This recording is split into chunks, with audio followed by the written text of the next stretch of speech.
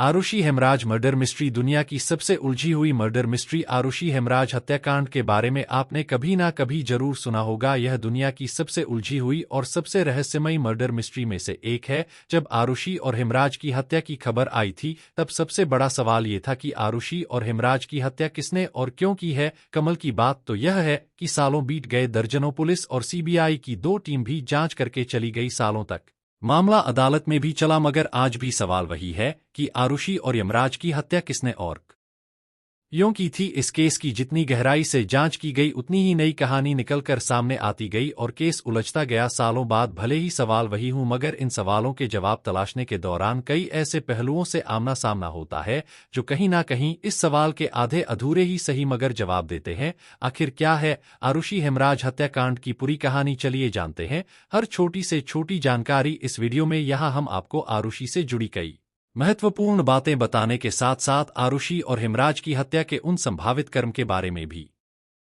बताएंगे जो या तो घड़ी गई या फिर अलग अलग जांच से निकलकर सामने आया। तो वीडियो में आखिर तक जरूर बने रहे। वेल हम कहानी शुरू करें उससे पहले अगर आपने अब तक इस चैनल को सब्सक्राइब नहीं किया है तो जल्दी से चैनल को सब्सक्राइब कर लें। हमारी लेटेस्ट वीडियो की जानकारी के लिए बेल आइकन दबाकर नोटिफिकेशन जरूर ऑन कर लें। आरुषि हेमराज हत्याकांड नोएडा के सेक्टर 25 में स्थित जलवायु अपार्टमेंट के मकान संख्या L32 में घटित हुई थी। यह घर डॉक्टर राजेश तलवार और नूपुर तलवार कथा 2 राजेश तलवार एक डेंटिस्ट द जो अपनी पर्सनल क्लिनिक चलाने के साथ साथ फोटोस अस्पताल में भी कम करते। द आरुषि तलवार राजेश और निपुण तलवार की बहुत ही संतान थी। आरुषि की उम्र हत्या के समय करीब 14 साल थी। इसके अलावा परिवार का एक घरेलू नौकर भी था जिसका नाम हेमराज था। हेमराज मूल रूप से नेपाल का रहने वाला था। हर दिन की तरह 15 मई 2008 को भी आरुषि तलवार सुबह 6 बजे उठ गई और स्कूल जाने की तैयारी में लग गई। हेमराज आरुषि के लिए नाश्ता बनाने में लग गया जबकि नूपुर आरुषि को तैयार होने में मदद करने लगी। 15 मई को आरुषि जल्दी से जल्दी स्कूल पहुंचना चाह रही थी क्योंकि 16 मई के बाद स्कूल में गर्मियों की छुट्टी होने वाली थी। यही वजह थी कि वैसे तो आरुषि का जन्मदिन 24 मई को आता था मगर उसने 16 मई को ही बर्थडे सेलिब्रेट करने का फैसला किया था ताकि उसके दोस्त भी बर्थडे में शामिल हो सकें। आरुषि के स्कूल जाने के बाद आरुषि के माता पिता यानी राजेश तलवार और नूपुर तलवार भी अपने अपने काम के लिए निकल गए और फिर सभी शाम में ही घर में एक साथ जमा हुए। रात के लगभग 10 बजे राजेश, नूपुर और आरुषि ने एक साथ खाना उठाया। खाना खाने के बाद ये सभी अपने अपने कमरों में चले गए। हालांकि थोड़ी देर बाद ही राजेश और नूपुर तलवार अपनी बेटी के कमरे में गए और थोड़ी देर 16 मई को आयोजित होने वाली बर्थडे पार्टी के बारे में चर्चा की। साथ ही सरप्राइज के तौर पर जन्मदिन से पहले ही बेटी को एक डिजिटल कैमरा गिफ्ट किया। वैसे तो राजेश तलवार यह कैमरा अपनी बेटी को 24 मई यानी आरुषि की असल बर्थडे के दिन देना चाहते द मगर नूपुर ने राजेश को उसी रात बेटी को यह कैमरा सरप्राइज के तौर पर देने के लिए कहा। कैमरा मिलते ही आरुषि ने एक के बाद एक कई तस्वीरें खींची। उसने अपने इस डिजिटल कैमरे से आखिरी फोटो 10:10 पर खींची थी। आरुषि ने इस दौरान अपनी तस्वीरें लेने के साथ साथ अपने माता पिता की भी कई तस्वीरें खींची थी। बेटी को कैमरा गिफ्ट करने के बाद राजेश तलवार अपने कमरे में चले गए जबकि आरुषि भी कैमरे को साइड में रखकर सोने चली गई। इसी बीच 11 बजे के आसपास राजेश तलवार ने अपनी पत्नी जयपुर को आरुषि के कमरे में रखे इंटरनेट राउटर को ऑन करने के लिए कहा। जब नूपुर आरुषि के कमरे में राउटर नजर में यह कंफर्म कर दिया कि यह सब तो हेमराज का है, मतलब जिस हेमराज को अब तक आरुषि कातिल मानकर पुलिस ढूंढ रही थी उसकी लाश खून में डूबी हुई छत पर कोने में पड़ी हुई थी। पुलिस के सामने यह पता लगाने की चुनौती थी कि आखिर इन दोनों का कातिल कौन है। अब जांच कर रही पुलिस की टीम ही 2 भागों में बंट गई। एक टीम ने अपनी थ्योरी के हिसाब से घर में मौजूद राजेश और नूपुर तलवार को इन दोनों का कातिल मारना शुरू कर दिया जबकि पुलिस की एक टीम ने हेमराज के दोस्तों पर शक जाते अपनी शुरुआती इन्वेस्टिगेशन के बाद पुलिस ने हेमराज के दोस्त विष्णु शर्मा को सस्पेक्ट मानते हुए जांच आगे बढ़ाए। पहले विष्णु शर्मा ही राजेश तलवार के यहां कम किया करता था मगर जब वह छुट्टी पर चला गया तो राजेश तलवार ने हेमराज को परमानेंट जॉब पर रख लिया था। विष्णु को जॉब से निकल दिया गया था इसलिए पुलिस ने शक जाते कि नौकरी जाने की वजह से उसने शायद हेमराज की हत्या कर दी है और इस हत्या को होते आरुषि ने देख लिया होगा इसलिए उसने आरुषि की भी हत्या कर दी। इसी के बाद पुलिस ने विष्णु शर्मा को हिरासत में ले लिया और पूछताछ शुरू कर दी मगर कुछ ही जांच के बाद कंफर्म हो गया कि हत्या वाली रात तो विष्णु शर्मा भारत में नहीं बल्कि नेपाल में था। मतलब अब तक 2 लोगों पर कातिल होने का शक जाते गया था, जिसमें एक का खुद कत्ल हो चुका था और दूसरा उसे रात नेपाल में ही था। यानी पुलिस को नए कातिल की तलाश थी और अब पुलिस की टीम ने जिसे कातिल मारना शुरू कर दिया उसे पर एक बार तो किसी के लिए भी यकीन करना मुश्किल था। पुलिस की जांच अलग चल रही थी तो दूसरी तरफ इस केस को जबरदस्त मीडिया कवरेज मिल रही थी और दिन रात प्रिंट मीडिया से लेकर इलेक्ट्रॉनिक मीडिया तक आरुषि की ही खबरें चल रही थी। उन खबरों में कुछ चैनल पर आरुषि के माता पिता पर ही शक जाते गया। बस यही से पुलिस को भी नया सस्पेक्ट मिल गया और पुलिस ने 23 मई 2008 को आरुषि के माता पिता राजेश और नूपुर तलवार को पहली बार पूछताछ के लिए पुलिस लाइन एरिया में बुलाया। यहां से राजेश को लोकल मजिस्ट्रेट के पास ले जाया गया, फिर वहां से उन्हें गिरफ्तार करके दसना जेल भेज दिया गया। इसी के बाद पुलिस ने आरुषि हेमराज हत्याकांड के सिलसिले में और पहली बार डिटेल प्रेस कॉन्फ्रेंस की और इसमें एक ऐसा खुलासा किया या कहें कि दावा किया जिसे सुनकर हर कोई हैरान रह गया। Inspector general of police Gurudarshan Singh ने 23 मई को दावा किया कि पूछताछ में खुलासा हुआ है कि राजेश तलवार का extra marital affair Anita Durrani के साथ चल रहा था। इस बात की जानकारी आरुषि के एक दोस्त अनमोल ने आरुषि को दी थी। इस पर आरुषि अपने पिता से नाराज हो गई थी और उसने इस पर ऑब्जेक्शन किया था। पुलिस के मुताबिक पिता के एक्स्ट्रा मैरिटल अफेयर से आरुषि पर काफी बुरा असर हुआ और उसने खुद को घर में कैद कर लिया, यहां तक कि वो कथित तौर पर हेमराज के साथ यौन रिलेशनशिप में गई। इसी के बाद 15 मई 2008 की रात जब राजेश तलवार सोने चले गए तब आरुषि के कमरे में हेमराज गया। जब दोनों संबंध बना रहे तभी राजेश तलवार किसी कम से कमरे से निकलकर बाहर आए तो उन्हें आरुषि का कमरा थोड़ा खुला हुआ दिखा। इस पर वो अंदर चले गए जहां उन्होंने देखा कि दोनों आपत्तिजनक स्थिति में है।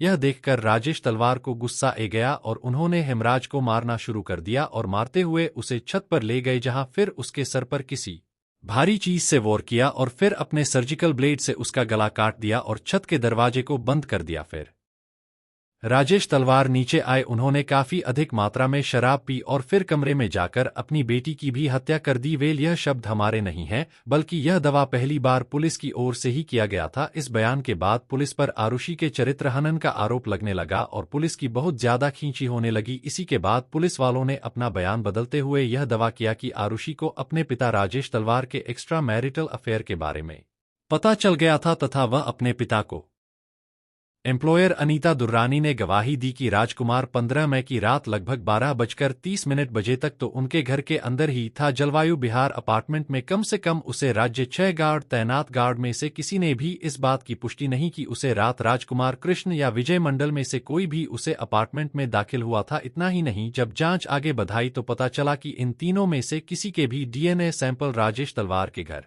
से बरामद की गई चीजों से मैच नहीं हुए। इतना ही नहीं, इन तीनों के फिंगरप्रिंट्स भी राजेश तलवार के घर में कहीं नहीं मिले। इसके अलावा सीबीआई की टीम ने कृष्ण के पास से जो कुकड़ी रिकवर्ड की थी और उसे पर खून की जो निशान होने का दावा किया गया था वो खून इंसानों का था ही नहीं। मामला जब और आगे बढ़ा तो दावा किया गया कि सीबीआई की टीम ने जोर जबरदस्ती करते हुए इन तीनों नौकरों को आरुषि और हेमराज की हत्या करने वाली बात कबूल करने पर मजबूर किया था। नार्को टेस्ट में जो भी बातें ने कही थी कथित तौर पर वो सभी कहानी पहले इन तीनों के दिमाग में बैठाई गई थी। अभी जांच चल ही रही थी कि सितंबर 2008 में अब तक आरुषि हेमराज हत्याकांड की जांच कर रही सीबीआई टीम को हटाकर इस केस की जांच सीबीआई की नई टीम के हाथों में दे दी गई। सीबीआई की पुरानी टीम जिन तीनों को अब तक प्राइम सस्पेक्ट मानते हुए जांच कर रही थी उन तीनों को ही सितंबर 2008 में सबूत की कमी होने की वजह से रहा कर दिया गया। जेल से छूटने के बाद प्राइम सस्पेक्ट में से एक विजय मंडल ने दावा किया कि सीबीआई ने उन्हें दिमागी और शारीरिक तौर पर काफी टॉर्चर किया था। सीबीआई की नई टीम का गठन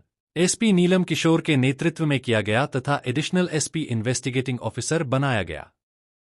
सीबीआई की नई टीम ने फिर से नए सिरे से जांच करनी शुरू कर दी और पूछताछ की शुरुआत आरुषि के पोस्टमार्टम करने वाले डॉक्टरों की टीम से की। पूछताछ के दौरान डॉक्टर सुनील दोहरा तथा डॉक्टर नरेश राज कुछ नया खुलासा करते हुए कहा कि आरुषि के पोस्टमार्टम के दौरान उन्होंने देखा कि आरुषि के हाइमैन क्षतिग्रस्त तथा ऐसा लग रहा था कि आरुषि के मरने के बाद उसके प्राइवेट पार्ट्स को काफी अच्छे से साफ किया गया था। दूसरी तरफ डॉक्टर नरेश राज ने सीबीआई के सामने गवाही दी कि हेमराज के सोचे हुए प्राइवेट पार्ट इस बात की ओर इशारा कर रहे द कि अंतिम समय में हेमराज यौन इंटरकोर्स में शामिल था। फिर अक्टूबर 2009 में क्राइम सीन को फिर से रिक्रिएट किया गया और सीबीआई की नई टीम ने दावा किया कि आरुषि के कमरे की जो हालत लोगों ने हत्या के बाद देखी थी दरअसल वो बनाई गई थी, यानी हत्या करने के बाद चीजों को अपने हिसाब से सही किया गया और फिर लोगों को आरुषि की हत्या की खबर दी गई। जांच में यह भी खुलासा हुआ कि जिस समय आरुषि का पोस्टमार्टम हो रहा था उसी समय आरुषि के पिता राजेश तलवार ने अपने एक रिश्तेदार को फोन किया जिसकी पहचान एक रिटायर्ड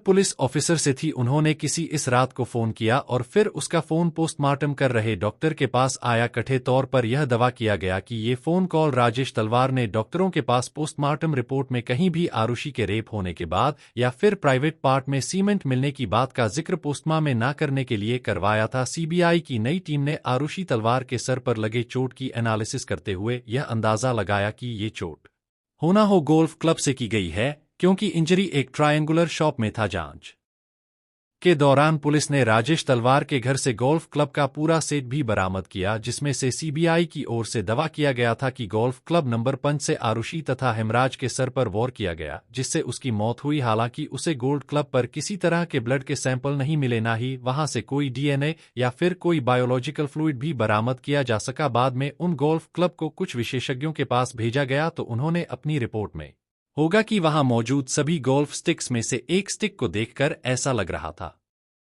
कि हाल ही में काफी अच्छे से साफ की गई हो, इसलिए उन पर से सारे सबूत भी मिट गए हैं। इसके बाद सीबीआई ने अपनी जांच आगे बढ़ाई और 18 से 19 मई के बीच 2010 में एक बार फिर से राजेश तलवार को पूछताछ के लिए बुलाया गया। सभी पूछताछ तथा लंबी जांच के बाद भी सीबीआई टीम को कोई पुख्ता सबूत नहीं मिले। इसी के आधार पर 29 दिसंबर 2010 को सीबीआई की नई टीम ने कोर्ट में इस केस को बंद करने के लिए क्लोजर रिपोर्ट फाइल कर दी। हालांकि इस रिपोर्ट में राजेश तलवार पर आरुषि और हेमराज की हत्या कक्षक सीबीआई ने जाते जबकि नौकरों को रिपोर्ट में बेगुनाह बताया गया। अपनी क्लोजिंग रिपोर्ट में सीबीआई ने कहा कि इस बात के कोई सबूत नहीं मिले हैं कि हेमराज का कत्ल आरुषि के कमरे में हुआ था। हेमराज के ब्लड सैंपल भी कहीं भी आरुषि के कमरे में नहीं मिले। इसके अलावा राजेश या नूपुर के कपड़ों से भी हेमराज के सैंपल नहीं मिले। सीबीआई टीम को हत्या में इस्तेमाल किए गए हथियार भी कभी नहीं मिले। हालांकि रिपोर्ट में सीबीआई ने दावा किया कि जैसा कट आरुषि और हेमराज के गले पर था, उसे देखते हुए लग रहा था कि यह किसी प्रोफेशनल ने सर्जिकल ब्लेड से ही किया है। चूंकि दो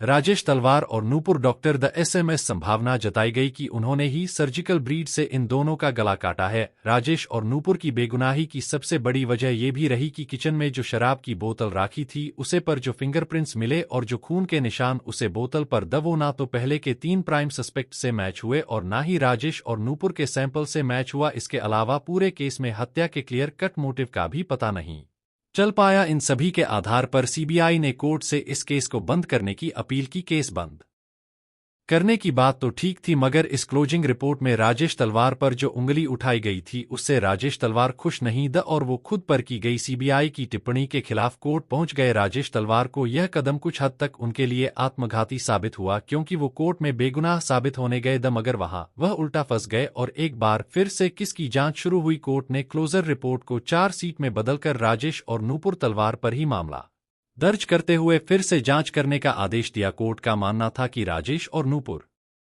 तलवार पर मामला दर्ज करने के लिए पर्याप्त सबूत हैं। अब इस नई जांच के बाद सीबीआई के एडिशनल पीसीएल ने आरुषि हेमराज हत्या की नई थ्योरी पेश की। सीबीआई के मुताबिक 15 से 16 मई की रात राजेश तलवार जब अपने कमरे में सो रहे थे तो उन्हें कुछ आवाज सुनाई दी। आवाज सुनकर वो अपने कमरे से बाहर आए और हेमराज के कमरे की तरफ गए। वहां उन्होंने देखा कि कमरे में कोई नहीं। फिर उन्होंने ध्यान दिया तो उन्हें एहसास हुआ कि आवाज तो आरुषि के कमरे से आ रही है। इसी के बाद उन्होंने हेमराज के कमरे में रखे एक गोल्फ स्टिक को अपने हाथ में लिया और दौड़ते हुए आरुषि के कमरे में पहुंचे। यहां उन्होंने देखा कि आरुषि और हेमराज एक साथ बिस्तर पर है। सीबीआई ने इसे ऑब्जेक्शनेबल पोजीशन के तौर पर डिस्क्राइब किया है। हेमराज और आरुषि को इस हालत में देखकर राजेश तलवार बहुत ज्यादा गुस्से में आ गए और उन्होंने पूरी ताकत से वो गोल्फ स्टिक हेमराज के सर पर दे मारा। पहली बार लगते ही हेमराज लड़खड़ा गया। अगले ही पाल जब राजेश तलवार ने दूसरी बार गोल्फ स्टिक चलाई तब तक हेमराज वहां से नीचे गिर गया और वो स्टिक गलती से आरुषि के सर पर जा लगी, क्योंकि दोनों के ही सर पर काफी तेज वॉर किया गया। संगीत उन्होंने देखा है कि आरुषि और हेमराज मार गए हैं। यहाँ पर नूपुर तलवार के पास कोई ऑप्शन नहीं था, इसलिए उन्होंने अब पति के साथ मिलकर पहले हेमराज के शव को एक चादर में लपेटा और ले जाकर छत पर रख दिया। यहीं पर हेमराज के गले को सर्जिकल ब्लेड से काट दिया और छत के दरवाजे को लॉक कर दिया। इसके बाद फिर वो नीचे आए, जहां उन्होंने आरुषि के गले को भी काट दिया और फिर कठिन तौर पर आरुषि की मैन नूपुर ने आरुषि के प्राइवेट पार्ट्स को अच्छे से साफ किया, कपल ठीक किए और फिर राजेश ने आरुषि के गले को भी काट दिया ताकि इसे हत्या का रूप दिया जा सके। इसके बाद राजेश और नूपुर ने मिलकर खून के निशान को वहां से मिटाना शुरू कर दिया, साथ ही हत्या में इस्तेमाल किए गए गोल्फ स्टिक को भी छुपाया और सभी संभावित सबूत को वहां से हटा दिया। इसके बाद फिर राजेश तलवार अपने कमरे से बाहर निकल कर आए और घर में दाखिल होने वाले दरवाजे को बाहर से लॉक कर दिया और वहां से हेमराज के कमरे से होते हुए फिर से घर के अंदर चले गए ताकि सुबह यह बताया जा सके कि किसी ने बाहर से दरवाजा लॉक कर दिया है। इसके बाद राजेश तलवार ने घर में राखी स्कॉच व्हिस्की भी और सुबह होने का इंतजार करने लगे। फिर सुबह हुई, घर में मेड आई और यहीं से सब कुछ प्लान के मुताबिक आगे बढ़ता चला गया। सीबीआई और पेश किए गए सर्कमस्टेंशियल सबूत को कोर्ट ने सही मानते हुए 25 नवंबर 2013 को राजेश और नूपुर तलवार को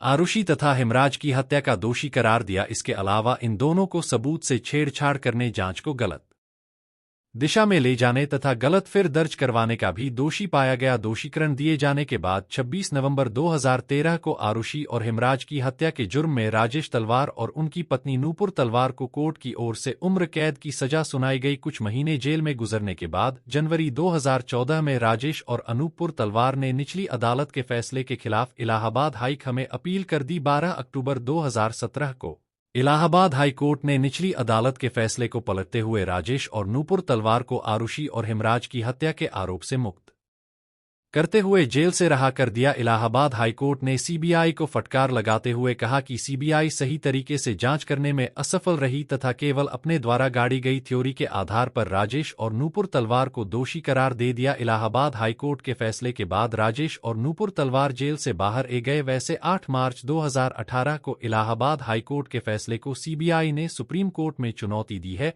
10 अगस्त 2018 को सुप्रीम कोर्ट ने इस केस की सुनवाई के लिए मंजूरी दे दी और मामला अब सुप्रीम कोर्ट में विचाराधीन है। अब आरुषि तलवार के पिता राजेश तलवार तथा मनपूर्ण तलवार इस केस में पीड़ित हैं या फिर गवाह है या फिर हत्यारे हैं, वह तो समय ही बताया। कुल मिलाकर वर्षों पहले सवालों के साथ ही केस शुरू हुआ था, आज भी उसी सवाल पर अटका हुआ है कि आरुषि और हेमराज की हत्या किसने और क्यों की थी। क्योंकि मामला अभी विचाराधीन है, इसलिए हम इस पूरे मामले पर कोई भी अंतिम टिप्पणी नहीं देंगे। इस केस का सच जो भी है वो बाहर आना चाहिए और आरुषि तथा हेमराज को इंसाफ मिलना ही चाहिए। वीडियो के बारे में अपनी राय कमेंट बॉक्स में जरूर दें। अगर आपको हमारी मेहनत पसंद आई हो तो इस वीडियो को लाइक करते हुए शेयर भी करें ताकि बाकी लोग भी इस खौफनाक कहानी के बारे में जान सके। अगर आपने अब तक इस चैनल को सब्सक्राइब नहीं किया है तो जल्दी से चैनल को सब्सक्राइब कर लें। साथ ही किंग की दुनिया से जुड़ी ऐसी ही दिल दहला देने वाली कहानियों के लिए चैनल को सब्सक्राइब करने के बाद बेल आइकन दबाकर नोटिफिकेशन जरूर ऑन कर ले। मिलते हैं